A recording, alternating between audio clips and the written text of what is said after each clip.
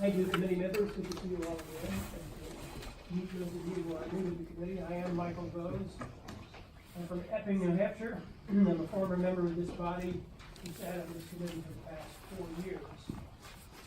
I'm here to oppose House Bill 404. I have 6 points that I would like to make in opposition to the bill. But before I make those points, it's pretty clear to me, and I hope to you, by the testimony we've already heard, and by some of the questions that we've heard from committee members, that one of the motivations for this bill is to hamper the construction of the Granite Bridge natural gas pipeline. And I'm not going to talk about that. And I urge the committee chair and vice chair to prevent this hearing from devolving into a debate over the merits of Granite Bridge. I'm going to confine my testimony to the bill in question, House Bill 404. So with that said, I'd like to talk about the 6 reasons that I think you should ITL this bill. Reason number 1 is this bill subverts the site evaluation committee process. That process is state law. It exists because the state needs a statewide, essentially a planning board for energy infrastructure projects, and that's what the site evaluation committee is. And like the local planning board, what it does is it evaluates the merits of a energy infrastructure project and determines whether or not it satisfies statutory requirements. And if it does, then the SEC would approve a project. If it doesn't, it would deny a project. Or it could approve a project with conditions that had to be met in order for the project to go forward. By allowing a town to vote on a matter that involves an energy infrastructure project, which typically spans jurisdictions, it makes the SEC process much more difficult and much more expensive to accomplish. So it subverts the process, and it would be contrary to state law.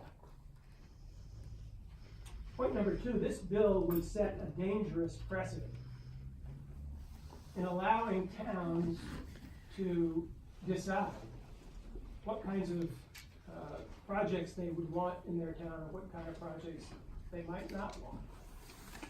And that could be expensive for the town or for the state. For example, if the subject of this bill was an electrical grid component like a substation or a set of transmission lines instead of an LNG tank, it could run afoul of ISO New England reliability requirements.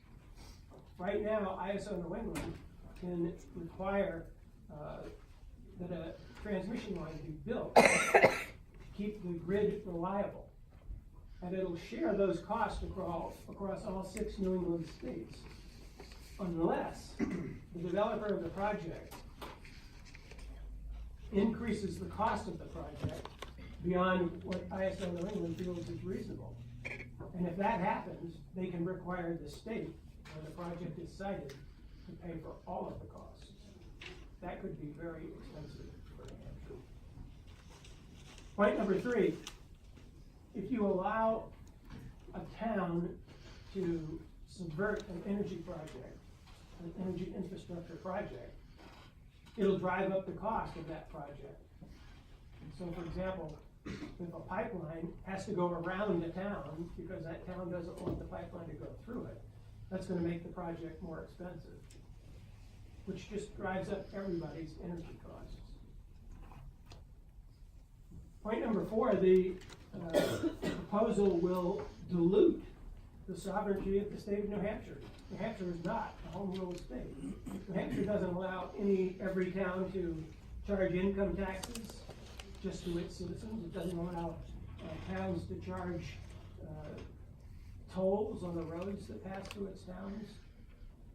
That's not the way things are done in New Hampshire, because if every town was allowed to make its own decisions, chaos would ensue.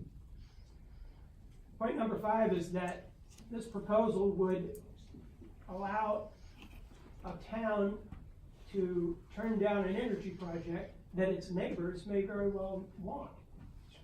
It would be analogous to a town sucking the water out of a river that ran through the town, leaving towns downriver without any water.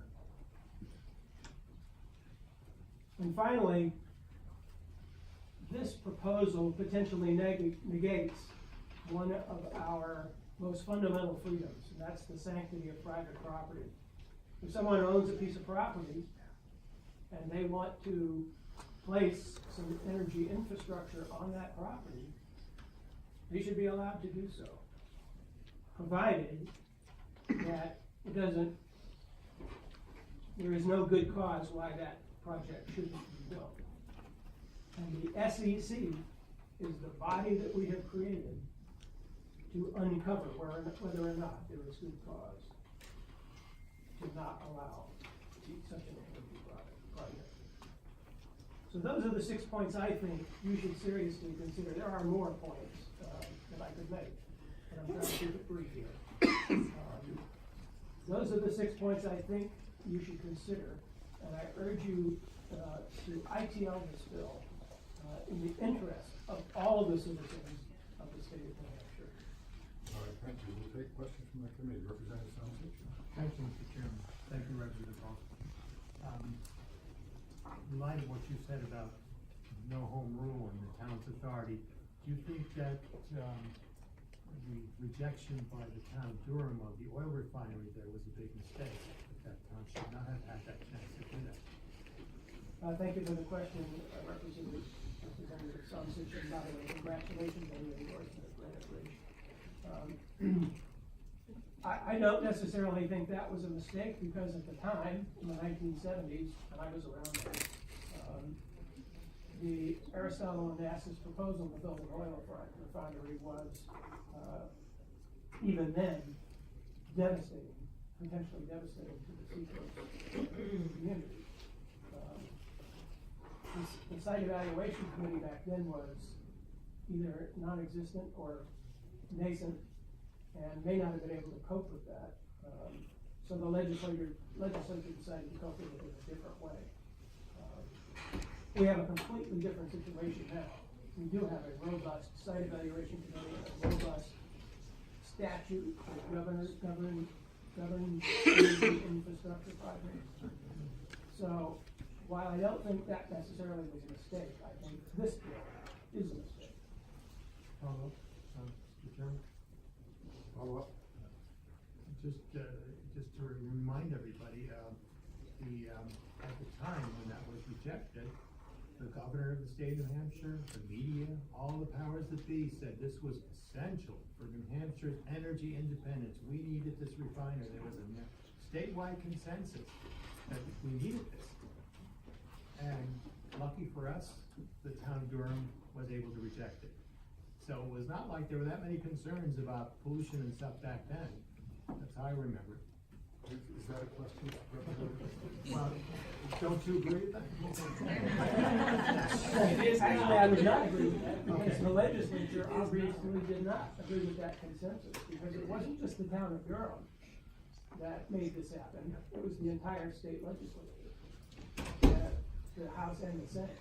So there was no consensus. There might have been proponents of that oil refinery, but there was no consensus. Thank you. Representative Nodder. Thank you, Mr. Chairman / Vice Chairman / Clerk. Honorable Vose, it's nice to see you here today. We missed your expertise on this committee. I hope you'll be back next term.